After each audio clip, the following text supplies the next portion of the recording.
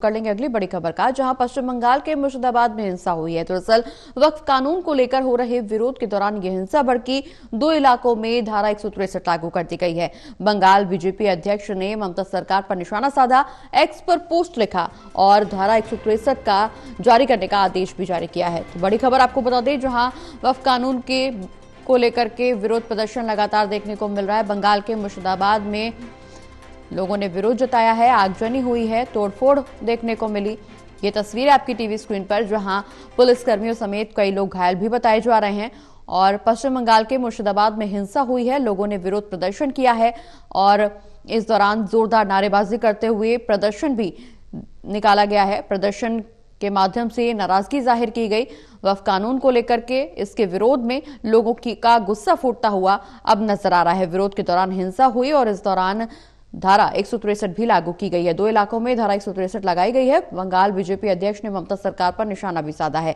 और ज्यादा जानकारी के लिए हमारे साथ असिस्टेंट एडिटर ललित नारायण कांडपाल जी लगातार लाइव जुड़े हुए। ललित जी, वक्फ कानून को लेकर के देश भर में हिंसा भड़कती हुई नजर आ रही है। कई जगहों पर विरोध प्रदर्शन भी किए जा रहे हैं। बंगाल के मुर्शिदाबाद का जिक्र करें तो यहाँ आगजनी की घटना को भी अंजाम दिया गया। लोगों में विरोध और नाराजगी इस कदर है कि पुलिसकर्मियों समेत कई लोग इस हिंसक प्रदर्शन में घायल होते हुए भी नजर आए हैं। प्रगति, देखिए कई जगहों पर जो है विरोध हुआ है वक्फ कानून का। और इस कानून में कल रात भी एक बहुत बड़ा अपडेट हुआ था कि जब गृह मंत्रालय की ओर से गजट नोटिफिकेशन लागू कर दिया गया। इसका मतलब ये होता है कि जो वक्फ का कानून है वो अब एक तरह से लागू हो गया है।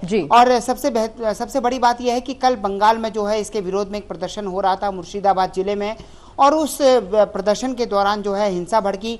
पुलिस ने वहां पर जो प्रदर्शनकारी हैं उनके खिलाफ लाठीचार्ज किया, लेकिन उसके बावजूद जो है हिंसा इतनी भड़क गई कि वहां पर कई जगह आगजनी की गई है। और भारतीय जनता पार्टी ने भी इस पूरे मामले पर निशाना साधा है। वहां के बंगाल के राज्यपाल ने ममता बनर्जी से इन पूरे मामले पर रिपोर्ट मांगी है कि आखिरकार सरकार की ओर से इन दंगों को रोकने के लिए किस तरह के कदम उठाए गए हैं। साथ ही सबसे महत्वपूर्ण बात यह भी है, सुकांतो मजूमदार जो कि भारतीय जनता पार्टी के बंगाल के अध्यक्ष हैं, उन्होंने भी आज सुबह एक ट्वीट किया है और ट्वीट में उन्होंने लिखा है कि बंगाल जल रहा है। और साथ ही ये भी बताया है कि किस तरीके से 163 भारतीय न्याय संहिता जो है वो लग गई है कुछ इलाकों में। इसका मतलब ये है कि वहां पर धारा 144 लग गई है, अगर पिछले कानून के हिसाब से समझा जाए तो। साथ ही इंटरनेट पर भी पाबंदी लगा दी गई है कई जिलों में।